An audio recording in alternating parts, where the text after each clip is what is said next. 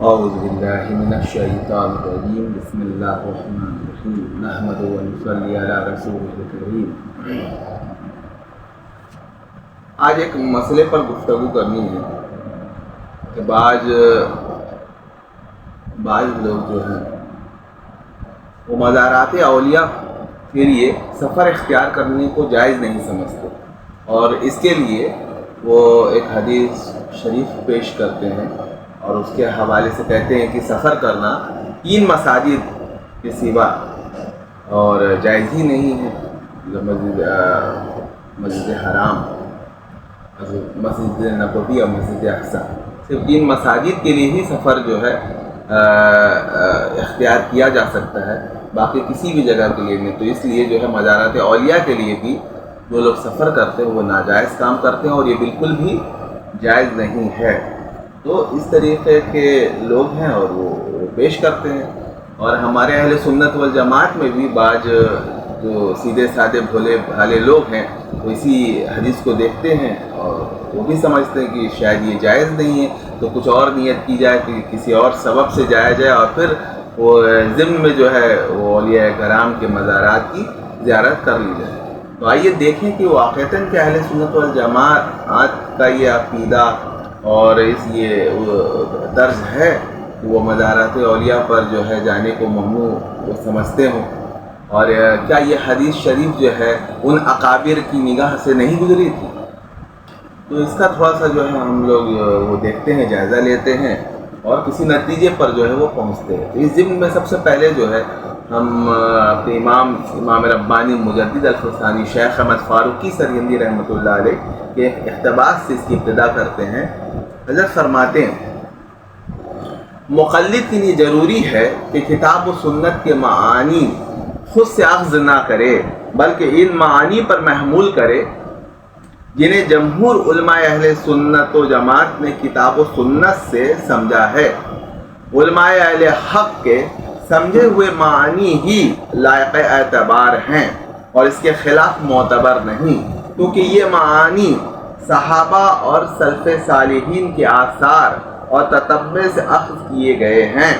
لہذا کتاب و سنت پر اس طریقہ کے مطابق عمل کرنا چاہیے جو ائمہ مجتہدین نے ان سے استنباط فرمایا ہے۔ مقلد کو اس امر کی اجازت نہیں کہ مجتہد کی رائے کے خلاف از خود کتاب و سنت سے احکام اخذ کرتا پھرے اور ان پر عمل کرے۔ مکتوبات امام ربانی، مکتوب نمبر 286 صفحہ 775۔ اب یہ دیکھیے کہ شیخ احمد سرہندی رحمۃ اللہ علیہ محتاج تعارف نہیں ہے، آپ کا بہت بڑا کارنامہ جو ہے وہ شریعت کے ظاہر اور شریعت کے باطن دونوں میدان میں بہت بڑا کارنامہ ہے، یہاں تک کہ دین الہی کا قلع خما کرنے میں آپ نے جو کارہائے نمایاں انجام دیا ہے اس سے ہم جو ہے بالکل سبکدوش نہیں ہو سکتے۔ ہر پڑھا لکھا آدمی جو ہے مجدد صاحب رحمۃ اللہ علیہ سے واقف ہے، اور آپ کے علم کا جو ہے اور آپ کے عمل کا جو ہے وہ معترف ہے۔ تو ایسی شخصیت کیا فرما رہی ہے کہ عام آدمی جس کی پہنچ جو ہے اجتہاد کے درجے پر نہ پہنچی ہو، وہ خود کتاب و سنت مطلب قرآن کی آیتوں سے احکام خود اخذ نہ کرے، اور حدیث بھی اگر پڑھے تو اس سے جو احکام کا استنباط اور احکام نکالنا اس کے بس کا نہیں ہے۔ اس کے لیے اجتہادی قوت کی ضرورت ہے، اور اجتہاد کے درجے تک پہنچنے کے لیے جو صلاحیت چاہیے اس کے لیے آپ علامہ جلال الدین سیوطی کا الاتقان پڑھیے۔ اس میں مجتہد ہونے کے لیے جن شرائط کا آپ نے کیا ہے کہ ایک مجتہد میں کیا کیا خوبی ہونی چاہیے اور کیا کیا علوم ہونا چاہیے، آپ الاتقان میں دیکھیے تو آپ کو خود اندازہ ہو جائے گا کہ کیا آپ مجتہد کے درجے پر ہیں یا نہیں ہیں۔ تو جب نہیں ہیں تو آپ مقلد بن کر رہے ہیں، اور جو اکابر اہل سنت والجماعت میں جو مجتہد گزرے ہیں ان کی جو رائے ہے نا ان کو آپ اہمیت دیں، کیونکہ ان کی جو رائے ہے اور یہ ہے وہ قرآن و سنت کے بہت بڑے ذخیرے سے جو ہے وہ وجود میں آیا ہے۔ تو یہی اہل سنت والجماعت کا طریقہ رہا ہے۔ تو اب آئیے کہ ہم دیکھیں کہ مزارات اولیاء پر جانے کے حوالے سے ہمارے اکابر اہل سنت والجماعت کی کیا رائے ہے، اور ان کی نظر سے کیا یہ حدیث نہیں گزری تھی کہ مطلب جو ہے 3 مساجد کے سوا جو ہے اور سفر جائز نہیں ہے، اور پھر کیا انہوں نے اس کا جو ہے انطباق جو ہے اسی پر کیا کہ مزارات اولیاء کے لیے جو ہے وہ نہیں جانا چاہیے۔ تو آئیے دیکھیں، مذکورہ بالا مجدد صاحب کے اصول کو پیش نظر رکھتے ہوئے آئیے ایک حدیث کا مطلب سمجھیں، جس کے مطلب و معنی از خود سمجھ کر بعض لوگ راہ اہل سنت سے ہٹ گئے ہیں۔ حدیث شریف یہ ہے، لا تشد الرحال، یعنی سفر نہ کرو مگر 3 مسجدوں کے لیے، مسجد حرام، مسجد نبوی اور مسجد اقصی۔ امام غزالی فرماتے ہیں اس حوالے سے کہ اس حدیث سے بعض علماء نے دلیل کرتے ہوئے متبرک مقامات اور علماء اور صلحاء کے قبروں پر جانے سے منع کیا ہے۔ ہم کو ان کا استدلال صحیح نہیں معلوم ہوتا، کیونکہ زیارت قبور کی اجازت ملی ہے۔ حضرت صلی اللہ علیہ وآلہ وسلم نے فرمایا ہے، میں نے قبروں کی زیارت سے تم کو منع کیا تھا، اب تم ان کی زیارت کرو۔ اور حدیث بالا لا تشد الرحال کا تعلق مسجدوں سے ہے، یعنی ان 3 مساجد کے سوا دیگر کسی مسجد کے لیے دور دراز کا سفر نہ کیا جائے، کیونکہ فضیلت و ثواب کے اعتبار سے ان تینوں مساجد کے الگ الگ مقامات و مراتب ہیں، باقی دیگر تمام مساجد آپس میں برابر ہیں۔ ایک مسجد کو دوسری کسی مسجد پر کوئی فضیلت حاصل نہیں ہے۔ ہاں اگر کسی شخص کا قیام ایسی مسجد میں ہو کہ جس میں مسجد نہ ہو، تو اس کو جائز ہے کہ کسی ایسی آبادی کی مطلب کسی سے قیام ایک ایسے شہر میں ہو جس میں مسجد نہ ہو، تو اس کو جائز ہے کہ کسی ایسی آبادی کی طرف سفر کرے جس میں مسجد ہو۔ ہم کو معلوم نہیں کہ زیارت قبور کے سفر سے روکنے والا حضرات انبیاء مثل حضرت ابراہیم علیہ السلام، حضرت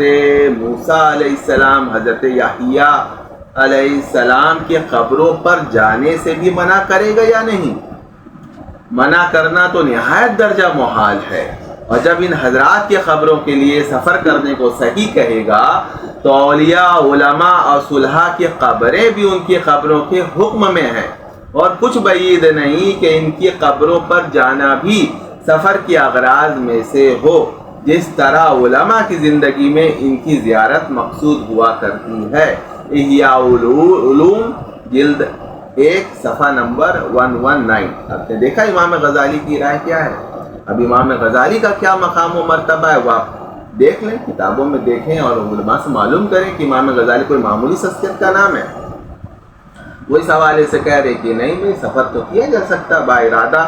ہے نا، نیت کر کے آپ جو ہے وہ مزارات اولیاء کے لیے جا سکتے ہیں۔ یہ علماء اہل سنت کا یہی طریقہ رہا ہے۔ اس میں اس حدیث سے جو ہے استدلال کرنا صحیح نہیں ہے، کیونکہ یہ اگر اس حدیث کا یہ بھی کیا جائے تو یہ مساجد کے حوالے سے کہ 3 مساجد کو چھوڑ کر دیگر مساجد کے لیے سفر نہ کیا جائے، مزارات تو آئی نہیں جائے،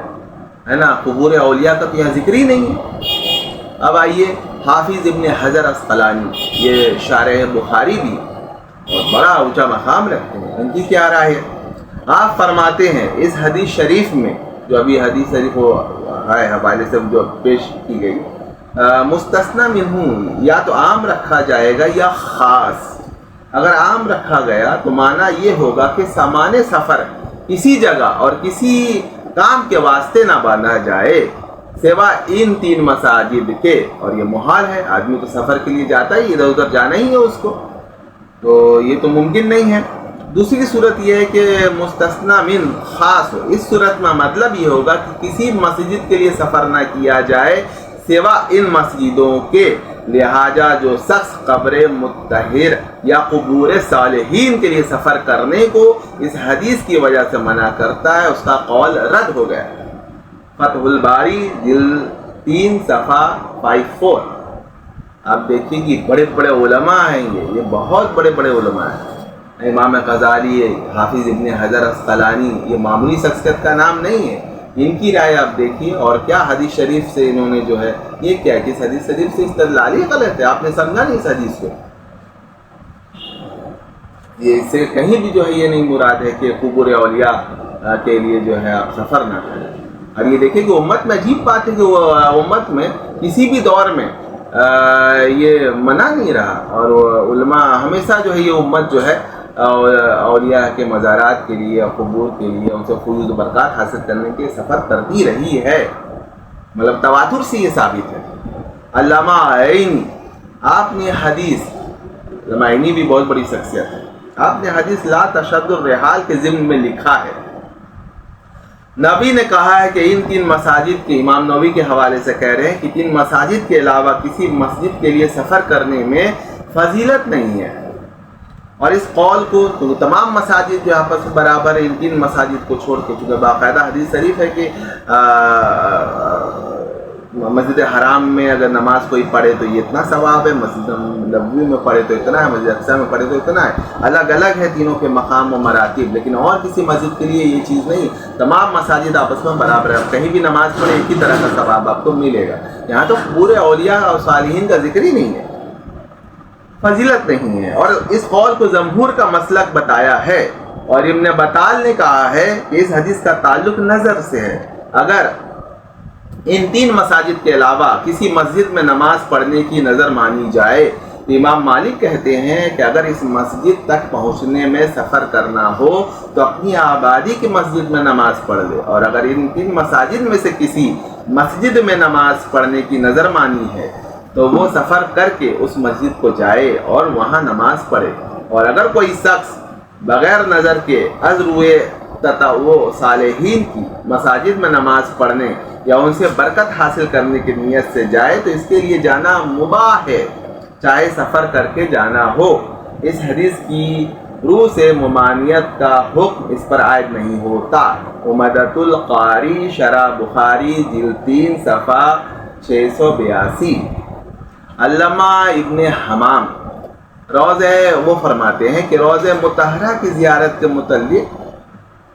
آپ نے لکھا ہے کہ ہمارے مشائخ نے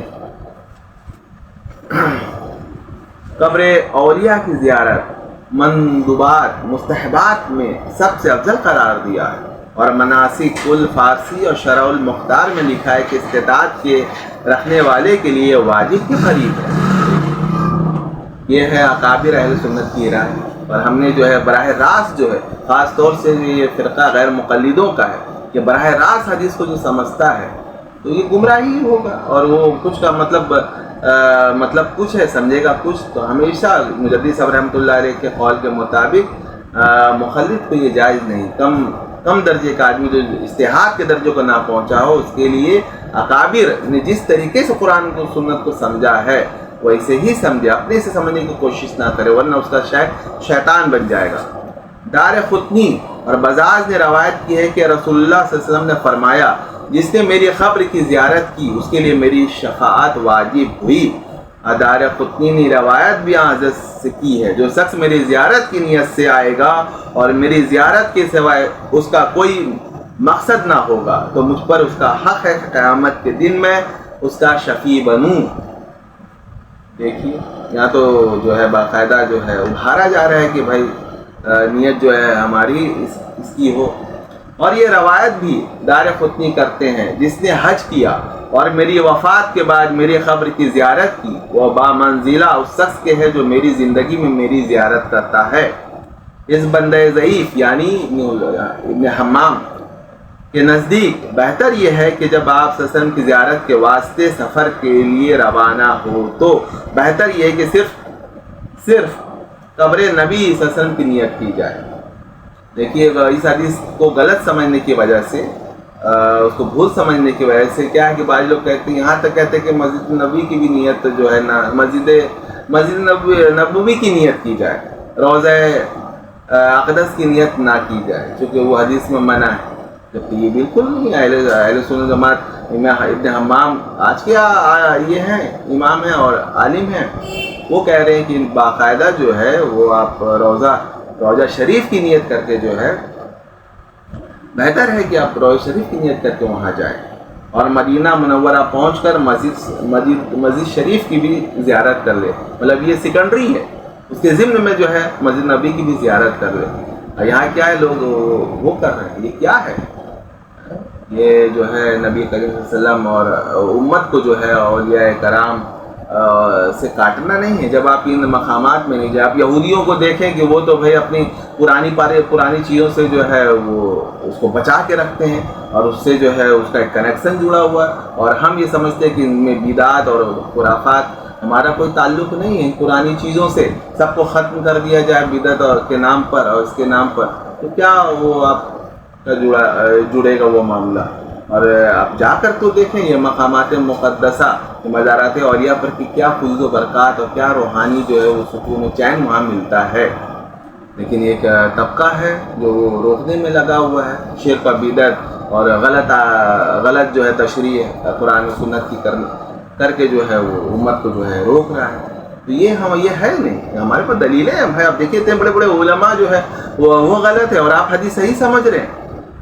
تو اس کو سمجھنے کی شیخ عبدالحق محدث دہلوی معمولی شخصیت ہے. ابھی دیکھیے یہ کیا فرما رہے ہیں. اس حدیث شریف کا مقصد ان 3 مساجد کی شان و عظمت کا اظہار ہے کہ اگر سفر کیا جائے تو ان 3 مسجدوں کے لیے کیا جائے, اور ان کے علاوہ کسی دوسرے مقام کے لیے مشقت اٹھانی مناسب نہیں. اس حدیث سے یہ بات ثابت نہیں ہوتی کہ کسی دوسرے مقام کے لیے سفر کرنا جائز ہی نہیں ہے. دیکھیے تو حدیث شریف ہو یا آیت قرآنی ہو ہے نا, اس کو آپ خود سمجھنے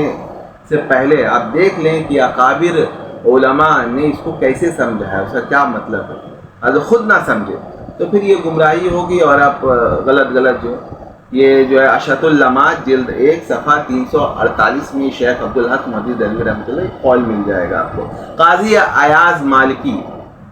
آپ فرماتے ہیں حضرت صلی اللہ علیہ وسلم کے قبر مطہر کی زیارت مسلمانوں کے طریقوں میں سے ایسا طریقہ ہے کہ جس پر سب کا اتفاق ہے, اور ایسی فضیلت ہے جس کی تشویق اور رغبت دلائی گئی ہے. رغبت دلائی کہ آپ جائیں, اس کو باارادہ بانیت جو ہے وہاں پر آپ جائیں اور نیت باندھ کے جائیں. اور یہ کہتے ہیں کہ نہیں وہ تو مطلب جو ہے کسی مزار کی نیت ہی نہیں کرنی چاہیے. توبہ استغفر اللہ. کتاب الشفا جلد 1 صفحہ 74-75. ابو عمران وہ فرماتے ہیں آپ صلی اللہ علیہ وسلم کی مبارک قبر کے لیے سفر کر کے جانا واجب ہے. علامہ ابن تیمیہ اور ان کے ہم اثر علماء, اور اس میں جو ہے ان کا حوالہ ہے. یہ کتاب جو ہے حضرت مولانا شاہ ابو الحسن زید فاروقی کی لکھی ہوئی ہے, صفحہ نمبر 112 میں. ابو عمران کا یہاں واجب سے مراد بہتر ہونا ترغیب و تاکید ہے, وہ واجب مراد نہیں جو فرض کے معنی میں ہے. امام غزالی, علامہ تقی الدین سبکی, حافظ ابن حجر, علامہ خستلانی, علامہ دیجوی, شافعی اور یہ سب حضرات حدیث لا تشد الرحال کو صرف مساجد تک محدود رکھتے ہیں اور قبر مطہر کے لیے سفر کرنے کو سعادت عظمیٰ قرار دیتے ہیں. علامہ یوسف دیجوی فرماتے ہیں رسول اللہ صلی اللہ علیہ وسلم کی قبر مطہر کی زیارت کے لیے سفر کرنا چاروں مذاہب میں مستحب ہے. سب کا اس پر اتفاق ہے. چاروں مذاہب کے علماء نے خوب تفصیل سے زیارت مبارکہ کے آداب لکھے ہیں. اس سلسلہ میں حنابلہ کا بھی اختلاف نہیں ہے. علامہ ابن تیمیہ اور ان کے ہم اثر علماء صفحہ 117. دراصل حدیث لا تشد الرحال کی بنیاد پر حضرات انبیاء علیہ السلام کی قبور مبارکہ اور حضرت رحمت للعالمین سید الانبیاء والمرسلین صلی اللہ علیہ وآلہ وسلم کہ روضہ مبارک کی زیارت کے لیے سفر کرنے کو ناجائز قرار دینے کا صحرا علامہ ابن تیمیہ کے سر ہے. علامہ ابن تیمیہ سے پہلے بعض افراد نے عام مسلمانوں کے قبور کی زیارت کے لیے ناجائز